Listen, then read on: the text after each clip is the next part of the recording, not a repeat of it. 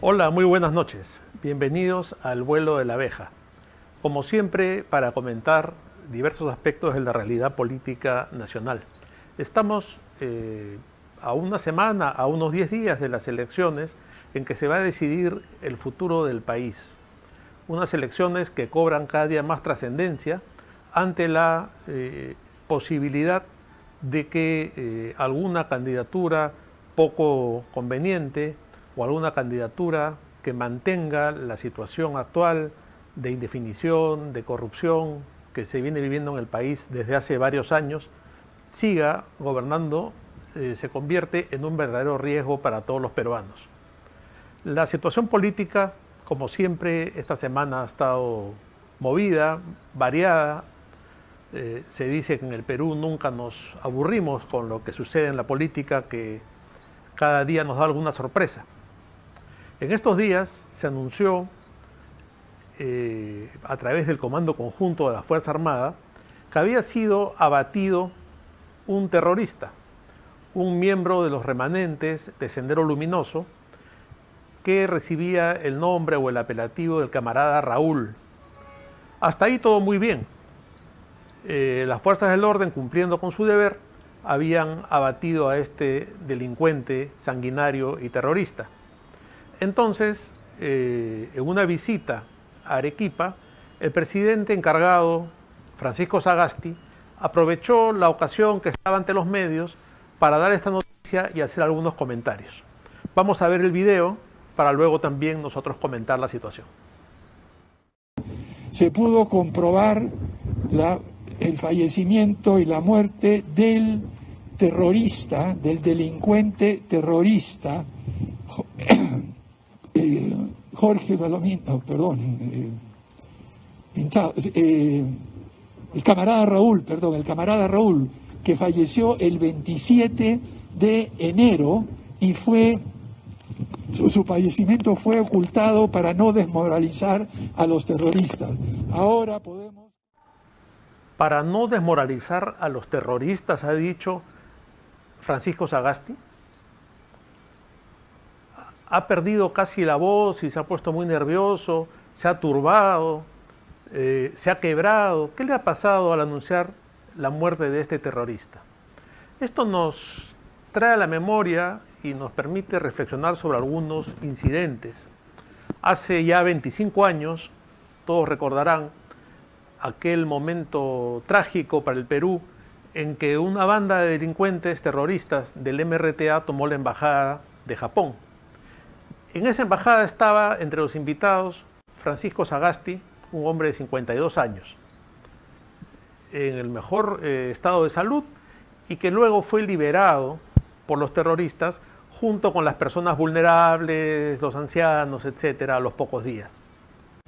En una entrevista para un medio extranjero, Sagasti contó que él había iniciado conversaciones con los terroristas que lo tenían de rehén, a él y a otro grupo grande de intelectuales, políticos, embajadores, etcétera, en la embajada de Japón, que había empezado a conversar con el terrorista de apellido Rojas, el árabe, porque este lo había reconocido como colaborador con una columna en Caretas, y que luego de esto había también iniciado una cierta amistad, una relación con Serpa Cartolini, el cabecilla de esta banda de terroristas. Lo increíble es que en esa misma entrevista a un medio norteamericano, Sagasti dice que Serpa era un hombre muy simpático, uno de esos con los que uno quisiera tomarse un trago, ¿no? Claro, luego de esta amistad entrañable que desarrolló con los terroristas, al momento de retirarse, tomó un pedazo de una caja de cartón y les pidió un autógrafo. El autógrafo de Serpa y de Rojas dice con el respeto de siempre, con todo respeto, para don Francisco Sagasti, una cosa muy amistosa. Esto viene a colación de este nuevo exabrupto del señor Sagasti, que ocupando la presidencia de la República, dice esto, ¿no? Sus colaboradores y amigos van a decir que ha sido un lapsus. Claro, esto es lo que llamaba Freud un acto fallido. Aquellos actos en que nos traiciona el inconsciente y al equivocarnos decimos aquello que tenemos bloqueado y que no queremos decir. Aquello que tenemos guardado y censurado, autocensurado, y que sale como un error, ¿no? Y que muestra lo que realmente llevamos dentro.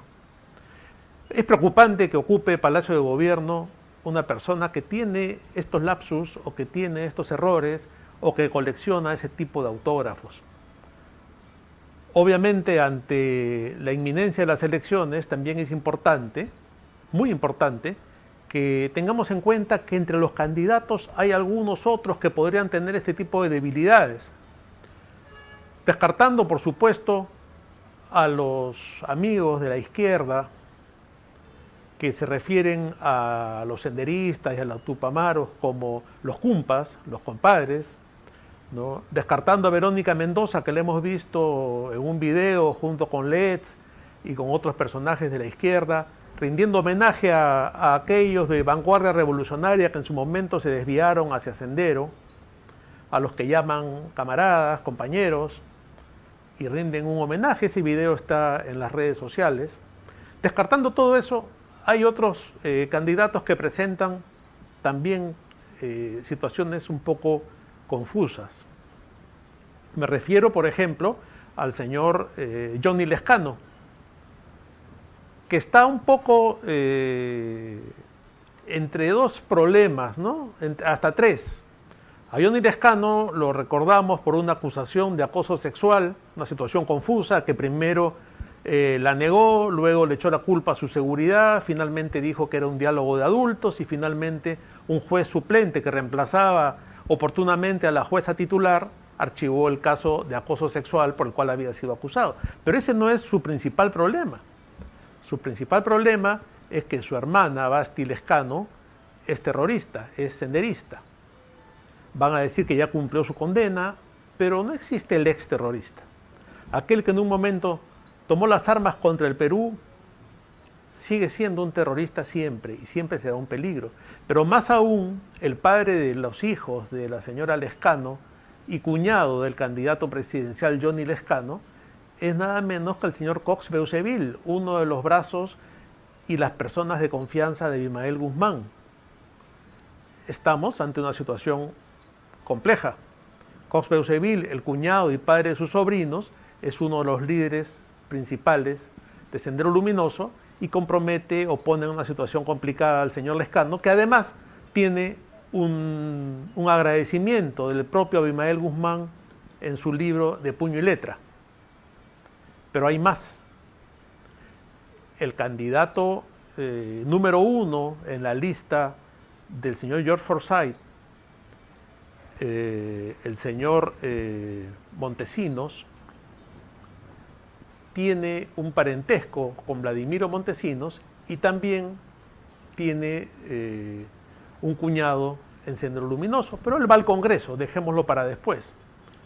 Otro caso preocupante es el señor Hernando de Soto, que encarna una candidatura de centro derecha, pero que uno de sus asesores principales es nada menos que el señor Paredes Terry, con quien tiene una relación muy íntima, muy cercana, y el señor Paredes Terry es parte del Movadef. El Movadef es un movimiento de fachada de Sendero Luminoso que sirve para darle cierta legitimidad democrática a Sendero Luminoso, que pelean por la liberación de Abimael Guzmán, que tienen el intento de hacer vida democrática junto a los demás partidos y que oportunamente se les ha negado. Uno de los activistas de Movadef es el señor Paredes Terry, a la sazón brazo derecho, jefe de campaña, compañero de ruta del señor Hernando de Soto. Entonces, todo este panorama resulta preocupante.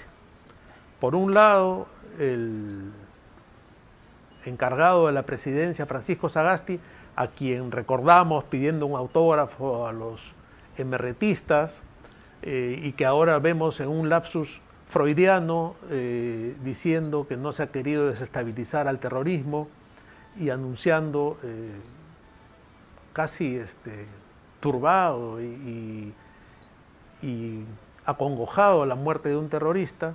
Tenemos el caso de Johnny Lescano, que también estamos recordando y mencionando en este momento, y claro, esa es la situación. Hablando de esta cercanía de algunos candidatos con el terrorismo, también es bueno mencionar que en las listas aparentemente democráticas, de centro, como puede ser la de Hernando de Soto, de quien venimos hablando justamente, hay algunos candidatos que llaman nuestra atención. Por ejemplo, en la lista de Hernando de Soto va un señor de nombre Alejandro Cabero. Alejandro Cabero es declarado públicamente homosexual y es un activista de la ideología de género y un activista de la agenda LGTBQ+, como le llaman ahora. Cada vez tiene más letras esta sigla. Y este señor, en una entrevista en un canal de internet, anunció que más que promover la unión civil o el matrimonio homosexual, lo que él proponía era eliminar el matrimonio, que no haya matrimonio en el Código Civil, que no haya matrimonio civil y que haya unión civil para todos. Vamos a ver el video. Coincido, yo también estoy a favor de la unión civil y básicamente lo que creo, yo sé paso, es que podríamos introducir la unión civil en el Código Civil y yo lo que creo es que tenemos que retirar, al menos yo en lo personal, lo que creo es que tenemos que hacer es retirar la figura del matrimonio del Código Civil y tener una unión civil para heterosexuales y para homosexuales. Digamos, verdaderamente, porque un argumento que se hace mucho es que tú tuvieses una figura discriminatoria, distinta, porque es como que tú tuvieses un bus para hombres y un bus para mujeres, y en verdad eso es en sí mismo discriminatorio. Entonces, lo que podemos hacer es tener una unión civil para todos y retiramos y sacamos del debate la palabra matrimonio, que es una palabra que viene del ámbito religioso. Hemos nosotros adoptado muchas figuras que vienen de la religión, las hemos adoptado en el Código Civil, ¿no? Ahora, yo sí creo que es importante respetar la libertad y sobre todo garantizar la única igualdad en la que yo creo que es la igualdad ante la ley. La realidad es que hoy día existe una figura que no le permite acceder en igualdad de condiciones a unas personas a construir su proyecto de vida. Entonces, si bien coincido contigo, Mirko, en el fondo en el que el ideal de los ideales es saquemos al Estado de la decisión sobre con quién quieres pasar tu vida, el que exista hoy día una figura jurídica que ya discrimina, porque no pone a todos en igualdad de condiciones, por tanto no garantiza la igualdad ante la ley, que para mí es lo más importante, sí se debe introducir, porque la otra sería decir, pues eliminemos el matrimonio y dejamos que todos se casen por contrato. Si bien es posible, eso es poco realista en el Perú, ¿no? Entonces lo que tenemos que hacer es garantizarle a todos igualdad ante la ley, que creo que es un poquito la idea que yo tengo. La forma en la que a mí me gustaría hacerlo es garantizar una unión civil para heterosexuales y homosexuales y sacar el matrimonio del Código Civil. Lo que dice el señor Cabero realmente es sorprendente. Es una aberración jurídica, ¿no? Para contentar a una minoría, vamos a eliminar un derecho de la mayoría. Es decir, hablar de esa forma de eliminar el matrimonio del Código Civil, y dice además en un momento, lo ideal sería eliminar el matrimonio y que todos hagan un contrato, ¿no? Pero luego dice hay que ser realistas, esto no se puede. Vamos a comentar este video, esta declaración del señor Alejandro Cabero, un poco más a fondo luego de la pausa.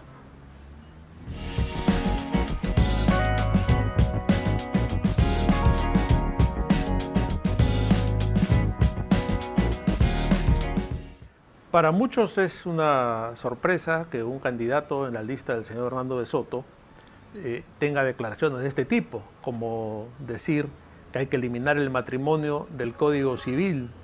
Hemos mencionado también que en este partido está el señor Paredes Terry, pareciera que hay una tendencia de izquierda, progresista dentro de esta candidatura que abarca un poco de todo o de todo un poco. Las declaraciones de Alejandro Cabero sobre el matrimonio las hemos calificado como una aberración jurídica. No se puede eliminar porque al señor se le ocurre el matrimonio del Código Civil. La familia constituida entre un padre, una madre y la prole es la base de la sociedad. La familia constituida por un padre, una madre y los hijos está así definida por la Constitución y así definida por el orden natural y así definida por el Código Civil a través de la figura del matrimonio. Habría que cambiar todo eso, pero aún así no se puede hablar de un matrimonio ni se puede hablar de una unión civil para todos.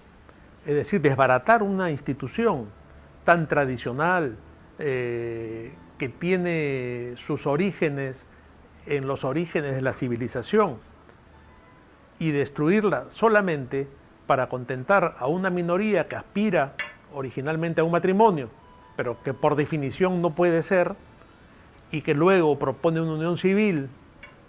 Muy bien, discutamos el tema de la unión civil, pero no este disparate que dice el señor Cabero y que yo no sé cuál es la posición de Hernando de Soto en este tema, de destruir la figura del matrimonio contra todo el orden jurídico y natural para imponer a todos un contrato o una unión civil sin un fundamento. Estamos hablando del señor Hernando de Soto. El señor Hernando de Soto ha declarado en el programa Panorama que el señor Hurtado, conocido en el mundo de la farándula como Chibolín, es una persona de su confianza, dijo que era una persona inteligentísima y que además era su asesor de campaña. Luego de esto ocasionó una sorpresa grande en muchos sectores de la prensa y en un noticiario de la televisión, Federico Salazar le pregunta sobre este tema. Vamos a ver el video y luego haremos los comentarios. Yo quería preguntarles si, por ejemplo, ya le ha contado él sus conversaciones con los extraterrestres. Es muy divertido. Chibolín tiene que vender farándula. Eso es parte de lo que hace. Una parte también importante de lo que hace es que su programa, a diferencia del tuyo, está dirigido a C, D y E. Y conoce cosas, no cosas que hay que hacer, esas las conozco yo, sino cómo comunicarlas. Se supone, yo me veo una persona simpática, guapa, movida.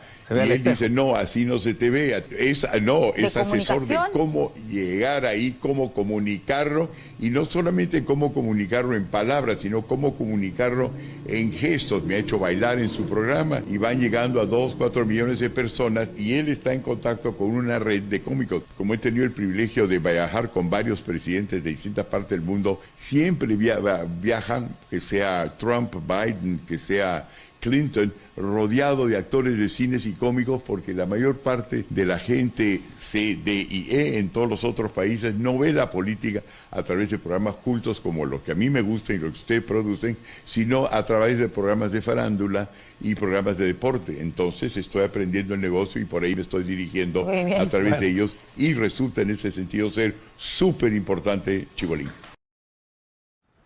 Una curiosa declaración la que hace don Hernando de Soto, ¿no? Lo primero es cuando dice que él no tiene llegada con los sectores C, D y E, que él no sabe comunicar con estos segmentos de la sociedad.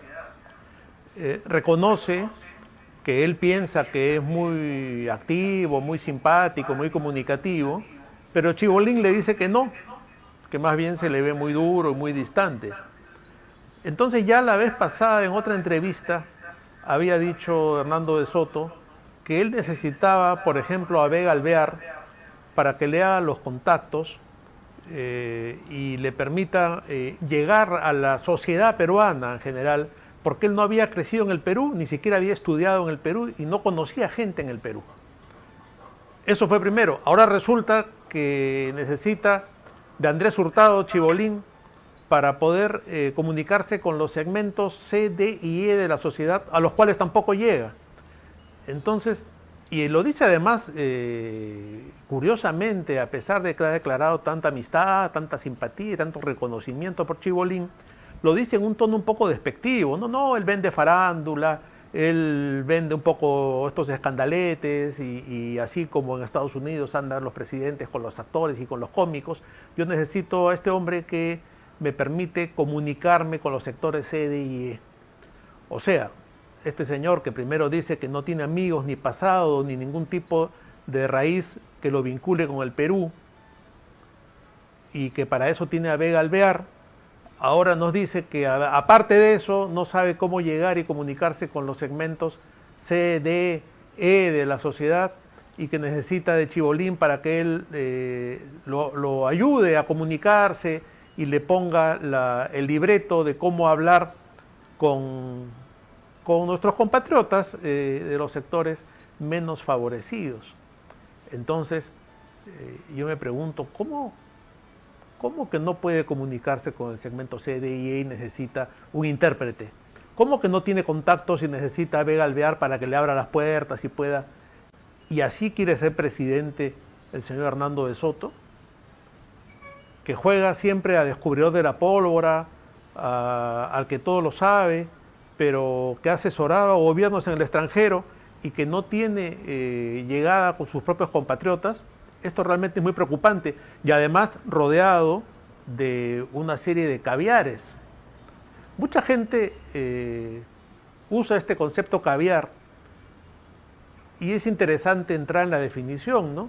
Los caviares son aquella gente de la izquierda que vive cómodamente y que no se ensucian los zapatos y que son los marxistas que viven de consultorías y de las ONGs.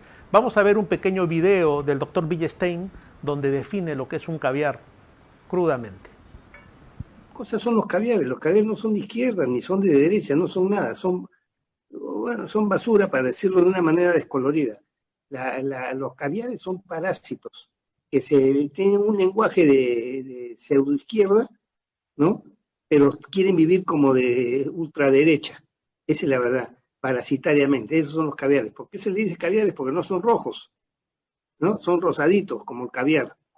Ese es lo que es un discurso rosado, ¿no? Pero un apetito de magnate. Y como no tienen capacidad de trabajar, tienen que vivir parasitariamente en sus ONGs, en sus organismos. Estos caviares, estas ONGs trabajan en modo extorsivo. O me das la mamadera, o empiezo a fustigarte, a aniquilarte o a querellarte. Esa es la explicación que da el doctor Javier Villestein sobre lo que es un caviar. Los caviares son ese grupo de la izquierda que vive en las ONGs, que vive en las consultorías, que vive de negociar con el Estado Son los caviares, todo los caviares tipo de no son asesorías, izquierda. que vive de los derechos humanos, ¿no? Que están conectados a redes internacionales, europeas, norteamericanas, y que curiosamente y generalmente reciben grandes financiamientos, incluso de las grandes empresas transnacionales que lavan su conciencia o sienten que cumplen con una labor social, apoyando a estos que difunden ideas marxistas, que difunden un pensamiento marxista, cubierto por supuesto en envolturas intelectuales y de gran nivel de consultoría internacional, de funcionarios de grandes foros internacionales, y que en el fondo lo que hacen es medrar de los estados, vivir como ricos y difundir ideologías perversas. Los caviares o la caviarada son los que han metido en el Perú la ideología de género, son los que han metido una interpretación marxista de la sociedad. Generalmente están vinculados a organizaciones como IDL Reporteros, IDL, la Universidad Católica, diversas ONGs, y eso es lo que tenemos que combatir. Lo digo con claridad y sin eufemismos. Es gente que le hace daño al Perú, que viven del Estado, vegetan, no trabajan, no producen y difunden ideologías perversas. Con esto hemos llegado al final de este segundo bloque. Nos vamos a una pausa y continuamos luego con nuestro invitado de hoy.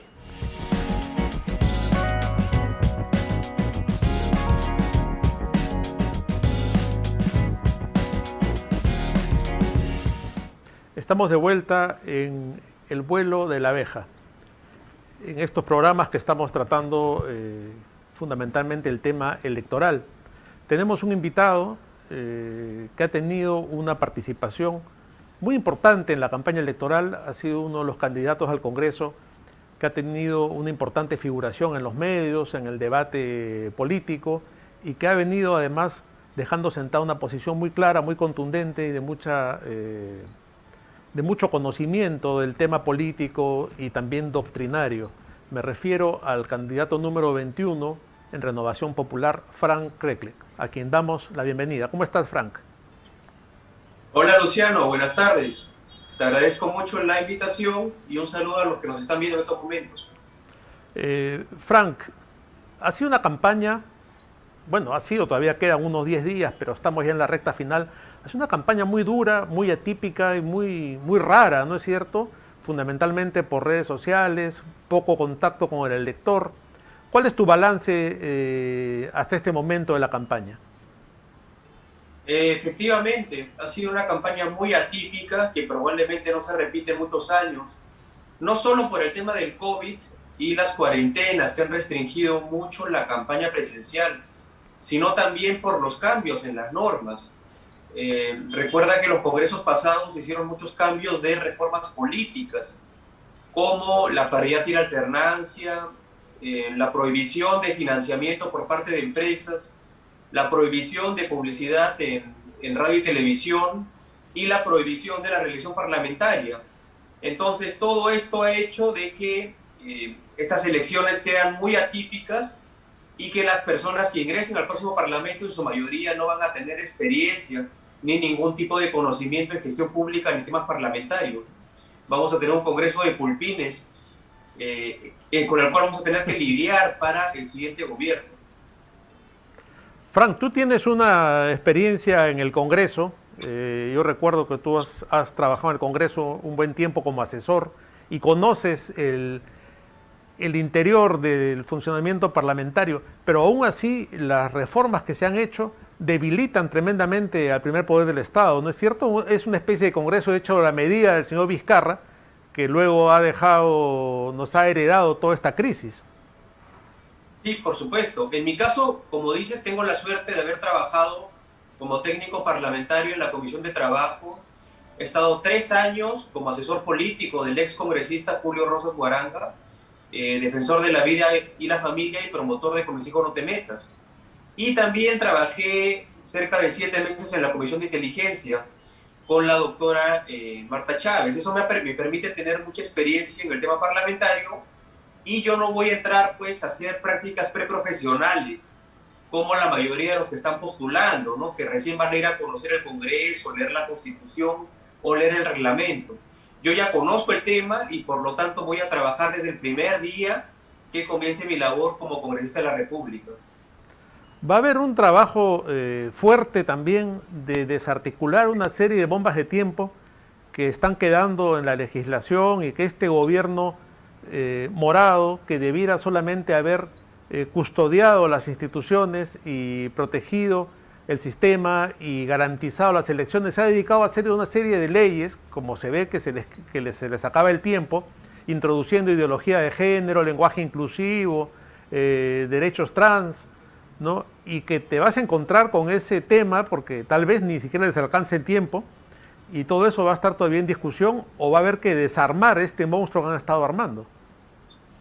Así es. Como bien dices, de acuerdo a varios analistas, vamos a tener uno de los congresos más conservadores en los últimos años. Entonces, el gobierno morado, junto con varias bancadas progresistas, están desesperadas por sacar sus proyectos de ley antivida y antifamilia. Hemos visto que han querido debatir hace poco un proyecto de legalización de aborto y la Comisión de la Mujer integrada por varias mujeres, ha aprobado una ley de identidad de género que no beneficia en nada a las mujeres, que, entre otras cosas, promueve que todos los peruanos paguemos con nuestros impuestos hormonización y cambios de sexo, o sea, operaciones quirúrgicas de mutilación genital a hombres que se consideran mujeres, ¿no? Esto es un absurdo. Hay mucha gente que se muere por falta de medicinas, de oxígeno, falta de atención en los hospitales, y en ese sentido es una prioridad cortarle los genitales a algunas personas porque se sienten mujeres, se van a sentir mejor así. Me parece que es una burla, una falta de respeto al pueblo peruano. Tú has tocado el tema también de este proyecto de ley que ha ingresado sobre el tema del aborto, pero que no solamente busca legalizar el aborto, sino que además atenta contra la patria potestad de los padres, porque hay un artículo en el que habla, por ejemplo, que las jovencitas hasta de 14 años podrían optar por el aborto, reduce el límite del consentimiento sexual, ¿no? Y atenta contra la forma en que la familia está constituida, dando a las niñas prácticamente el derecho a abortar. Y por otro lado, habla de las 14 semanas, pero ese lapso de 14 semanas, que ya es un crimen intolerable, incluso se amplía en los casos de aborto por violación. ¿Qué opinión tiene sobre este proyecto realmente perverso que se ha presentado en el Congreso? Definitivamente quieren meter de contrabando ideológico todo el tema de género y feminismo radical, no respetando la voluntad del pueblo, porque estamos a puertas de elegir nuevos congresistas. Y en ese sentido, los actuales parlamentarios no tienen absolutamente ninguna legitimidad para aprobar leyes como esa. Los responsables de representar al pueblo y de debatir van a ser los siguientes congresistas. Y en ese sentido es una tomadura de pelo lo que pretenden hacer. Yo particularmente espero que el Pleno del Congreso rechace esos proyectos aberrantes que afectan la vida, la identidad biológica, sexual y a la familia peruana. Frank, el día de hoy también en el Congreso se ha aprobado, primero, por supuesto hay que aclarar solamente en la comisión, la inhabilitación por 10 años de Vizcarra, ¿no? Alias el Lagarto. Esta inhabilitación tiene que pasar todavía para ser aprobada en el Pleno, pero curiosamente han postergado el Pleno hasta el día 13, después de las elecciones, con lo cual le dan una ayudadita a Vizcarra. Yo pienso que el Congreso se ha demorado mucho. Esta inhabilitación era para que se apruebe hace 2, 3 meses, no ahora, en plena campaña electoral. Lo que están haciendo es victimizar a Vizcarra y además el Pleno del Congreso no va a debatir el tema hasta que terminen las elecciones. Entonces le han regalado publicidad gratuita a Vizcarra. A mí me parece que con el afán de fortalecer su candidatura, más que de perjudicarla, ¿no? Pienso que este tema no debió haber sido tocado hasta que terminen las elecciones. Al igual que el Ministerio Público no debería pues estar moviendo casos mediáticos, judiciales en plena campaña electoral, como en el caso de Vizcarra y de la señora Fujimori, ¿no? Es lamentable esto y termina beneficiando a estas personas. Sí, claro, a veces, en algunas ocasiones, un ataque termina, se puede usar en beneficio del atacado, ¿no? Con la victimización. Pero también hay ataques, Frank, arteros, ataques tremendos, calumniosos, injuriosos, como los que viene recibiendo Rafael López Aliaga. ¿Cuál es tu percepción de lo que está pasando con los medios de comunicación y con otros candidatos que han tomado como centro de todos los ataques al candidato López Aliaga? Rafael López Aliaga es el único que se ha pronunciado de forma frontal, firme y directa contra los delincuentes de Odebrecht y del Club de la Construcción, club compuesto por empresas peruanas que le han robado dinero al pueblo, ¿no? Mediante obras corruptas y sobrevaloradas que se les otorgaba a cambio de coimas a los funcionarios públicos. Entre estas empresas está Argy Montero, cuyo accionista principal también es accionista con una buena parte de acciones de parte del Grupo del Comercio. En ese sentido, Rafael también ha hablado de restringir la publicidad estatal a los medios de prensa. Y estos han emprendido una guerra sucia, tremenda, terrible, feroz, llena de mentiras y difamaciones contra él. Bueno, que aprovechen pues esos últimos meses de mermelada y que sigan insultando y atacando, porque a partir del 28 de julio van a dejar de vivir de nuestros impuestos, y que lo tengan claro. Otra cosa interesante que se ha visto claramente en esta campaña, en esta primera parte de la campaña, es que, salvo López Aliaga, los demás candidatos, ninguno ha tenido una condena clara, directa y enfática de Odebrecht, ninguno ha anunciado una sanción, y es más, hemos visto a Hernando de Soto el domingo defendiendo la permanencia de Odebrecht en el Perú. Sí, es que Rafael lo ha dicho, ¿no? La mayoría o todos los candidatos con los que se enfrentan están vinculados de una u otra manera a los delincuentes de Odebrecht. Es algo súper preocupante. Por ejemplo, el vicepresidente, el señor Lescano, ha trabajado en una empresa del Club de la Construcción. El señor de Soto tiene también, si no me equivoco, como vice o como asesor a alguien muy vinculado a las empresas brasileñas. Y además, en una entrevista dijo de que le parece mal que López Aliaga anuncie que va a expulsar a Odebrecht y que utilice, que tenga decisión política para expulsarlo, ¿no? Porque no se le debe afectar a las empresas y que no debería tocárseles, ¿no? Ni a Odebrecht ni a Soros. Esta es una posición no casual. Me parece que el señor de Soto está comprometido con Odebrecht y busca de alguna manera congraciarse con esta empresa delincuencial y corrupta, ¿no? Lo cual demuestra que la posición de Rafael contra la corrupción es la única en esta campaña, porque él se ha comprometido ante todo el pueblo peruano que el 28 de julio se le va a poner una multa a Odebrecht para que salga del país definitivamente, ¿no? Y curioso, ningún otro candidato a la presidencia toma ese discurso, a pesar de ser muy popular, ¿no? Entonces, ¿por qué será? Bueno, ese Parece que tienen intereses encontrados. Es un tema que se puede comprobar, ¿no? Es algo objetivo lo que estás diciendo.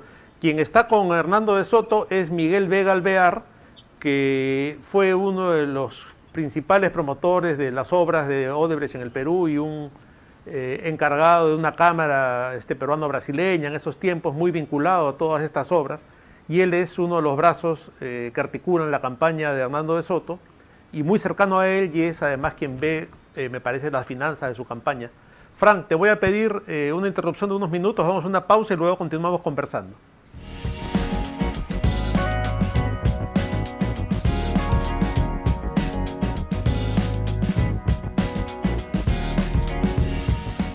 Estamos de vuelta en el vuelo de la abeja, estamos conversando con Frank Kreklett, candidato número 21 por Lima al Congreso de la República en la lista de Renovación Popular. Estábamos analizando diversos aspectos de la campaña electoral. El último tema sobre el que conversábamos era la renuencia de la mayoría de candidatos, con excepción de López Aliaga, que encabeza precisamente el partido de Frank como candidato a la presidencia, de condenar clara y contundentemente a la corrupción, particularmente el tema de Odebrecht, OAS, el Club de la Construcción, y todo esto vinculado también a intereses económicos, por ejemplo, de los medios de comunicación. Frank, habrás visto, en la primera parte del programa comentábamos sobre esto, que también hay una presencia, un remanente de Sendero Luminoso. Ha habido un crimen terrorista la semana pasada que han matado a varias personas, y también se ha anunciado que ha sido abatido por las fuerzas del orden un terrorista conocido como el camarada Raúl, ¿no? Ha causado un gran impacto en las redes sociales la forma lamentable en que el presidente de la República anunció esto, incluso diciendo que se había ocultado su muerte para no desestabilizar a los terroristas, ¿no? Una cosa tremenda que yo he vinculado en un comentario antes de que tú entres al programa con su pasado y con este hecho de que pidió un autógrafo a los terroristas en la Embajada de Japón. ¿Qué opinión te merece de toda esta situación? Los vínculos también del Lescano con Sendero a través de su hermana y de su cuñado, la presencia de personajes de Movadef también con De Soto. ¿Qué opinión tienes tú, que eres un especialista en temas de inteligencia, sobre la presencia de remanentes de Sendero en la escena política peruana? Mira, en principio, algunos dicen que el terrorismo terminó en el 2000, pero esto no es del todo correcto, ¿no? Porque luego del 2000 y de la caída de Fujimori hubo un cambio de estrategia de parte de los terroristas, en la cual muchos de ellos ya no utilizaban la lucha armada como medio de tomar el poder, sino que utilizaban la propia democracia para boicotear a la democracia. Esto lo vemos en las demandas que hicieron ante el Tribunal Constitucional y ante la Corte Interamericana para anular todos los juicios a terroristas y que comiencen a foja cero, lo que tuvo como consecuencia que se liberen o se bajen las penas a cientos de peligrosos terroristas, los cuales están en las calles actualmente. Eso es por un lado. Además hubo gobiernos pusilánimes como el de Paniagua, Toledo, que indultaron terroristas comprobados por enfermedades totalmente controlables como la diabetes. Eso para empezar. Y al mismo tiempo, mientras se liberaban los terroristas, comenzó una estrategia de persecución, hostigamiento, acoso y enjuiciamiento a las Fuerzas Armadas que terminaron con el terrorismo en los 90s y 80s. Uno de los casos que tú debes conocer bien fue el de mi padre, ¿no? Que, claro que sí. Estuvo en juicio varios años de forma injusta, incluso preso 15 meses, para que finalmente la Corte Suprema lo absuelva de toda culpa. Además, vemos al Movadef infiltrado en movimientos sindicales, en las universidades, en los colegios, y por otro lado hay una facción de Sendero que continúa utilizando armas contra el Estado peruano y sigue en el Brain. Esta facción ha asesinado más de 1.000 militares y policías desde el 2000, y a pesar que el Estado ha gastado miles de millones de dólares en esa zona, aún el problema del terrorismo no puede ser resuelto, lo que te da a pensar de que hay muchos intereses detrás y hay una falta de decisión política en los respectivos gobiernos, ¿no? Y el gobierno actual da zozobra sobre el tema porque, como tú bien lo has dicho, el Sagasti le pidió un autógrafo a un terrorista del liberado de la Embajada de Japón a pocos días de haber sido capturado, lo cual ya genera mucha suspicacia, ¿no?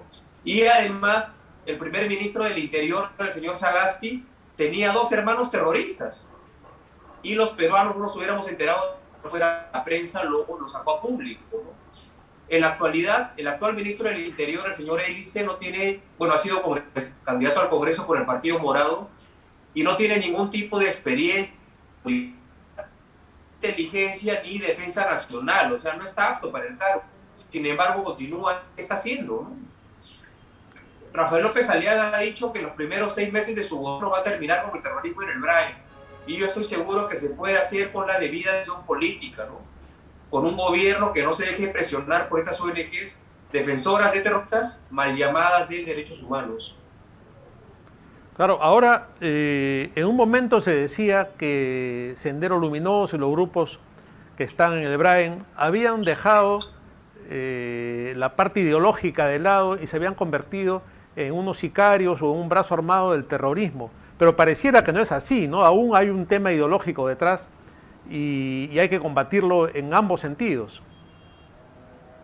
Por supuesto, el decir que son simplemente guachimanes o guardianes de los narcos es algo incorrecto. Sendero Luminoso ha evolucionado en el Brain a tal punto que es un propio cártel de narcotráfico, pero no han renunciado al tema ideológico. Ellos siguen promoviendo, propugnando la toma de poder mediante medios violentos, y esto se puede ver en los mensajes que dejan cada vez que asesinan familias o militares o policías.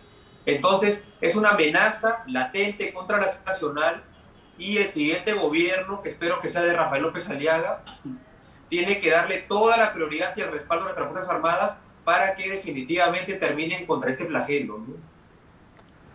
Frank, en la primera parte de la campaña, así como ahora hablamos de las agresiones contra Rafael López Aliaga, tú fuiste víctima también de un cargamontón en que se te acusó de transfóbico, homofóbico, misógino y todos estos adjetivos que manejan los caviares para descalificar a sus rivales.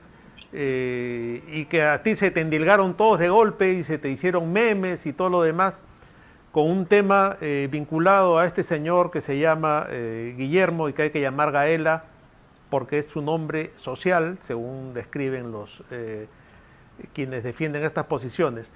Y ahora todo esto de alguna forma se ha vuelto ley. ¿Qué vamos a hacer al respecto? También con el tema del lenguaje de género. Estoy volviendo sobre un tema que hablamos en la primera parte, pero que tiene una connotación también de índole legal. He leído que tú tienes un proyecto para que se elimine la obligatoriedad del lenguaje inclusivo, que es algo ahora transversal a todas las instituciones del Estado y que hay capacitaciones y, por supuesto, todo eso nos cuesta miles de soles, ¿no? Así es. Justamente ya se ha debatido en Francia un proyecto parecido en el que se propone prohibir el uso del lenguaje inclusivo en las políticas públicas y en el Estado peruano, por un lenguaje que no ayuda en nada al país y que viola las normas gramaticales de la Real Academia Española de la Lengua, que es la que rige las normas correctas para hablar bien el castellano, que es el idioma, ¿no? En ese sentido, yo de llegar al Congreso, este nefasto, que es aberrante, nos quita muchos recursos, mucho tiempo y no ayuda en nada a la población, ¿no? Además, por supuesto, de prohibir el tema de la ideología de género, por ser una teoría no comprobada, sin ningún fundamento científico, la cual afirma que uno nace hombre o varón, pero construir su género de tal forma que puede convertirse en varón o mujer y el resto de la sociedad tiene que aceptarlo como tal, aún bajo amenaza de su libertad. Esto de ninguna manera se puede aceptar en los colegios de nuestros hijos porque es anticientífico, ¿no? No está comprobado y no se puede imponer como verdad absoluta. Además, que viola el derecho de los padres de familia a criar a nuestros hijos de acuerdo a nuestros principios y convicciones morales, ¿no? Y no por temas ideológicos impuestos por terceras personas o por el Estado. Claro, ojalá, Frank, que se pueda concretar esta posición de cancelar y erradicar estas imposiciones ideológicas a las cuales estamos sometidos y que sin ninguna duda yo auguro que estarás en el próximo Congreso para que eso sea así. Te quisiera preguntar, una vez elegido, ¿cuál es tu principal proyecto de ley? ¿Cuál es la idea central que tú llevas al Congreso, ¿no? Porque yo sé que tienes varios proyectos, pero si te preguntara con cuál te quedas, cuál es el principal, cuál es tu mayor interés en que se apruebe, ¿cuál es ese? Mira, el que me gusta más es un proyecto de ley para fiscalizar y transparentar los fondos de las organizaciones no gubernamentales. Lo que pasa es que vemos que muchas de estas promueven agendas contra los valores, los principios, las leyes y la constitución de todos los peruanos. Como estas ONGs defensoras del aborto, un grave delito de acuerdo al Código Penal, el Código Civil y la Constitución, e igual lo promueven, ¿no? Además de ONGs que defienden terroristas comprobados, como es el PRODE que defendió a los terroristas muertos en la Operación Chavín de Huántar y estuvo acosando, procesando por varios años a nuestros valerosos comandos. Entonces, lo que propongo con este proyecto es que estas organizaciones informen a todos los peruanos mediante un portal amigable tipo transparencia económica 3 datos importantes. 1, cuántos millones de dólares están recibiendo del extranjero. Número 2, qué personas u organizaciones los están financiando, porque sabiendo que para los financian pueden deducir cuáles son los intereses que hay detrás. Y punto 3, ¿qué están haciendo con estos millonarios fondos? ¿Realmente van a proyectos sociales de lucha contra la pobreza en beneficio de la población? ¿O están yendo a pagar algunas planillas doradas de ciertos funados?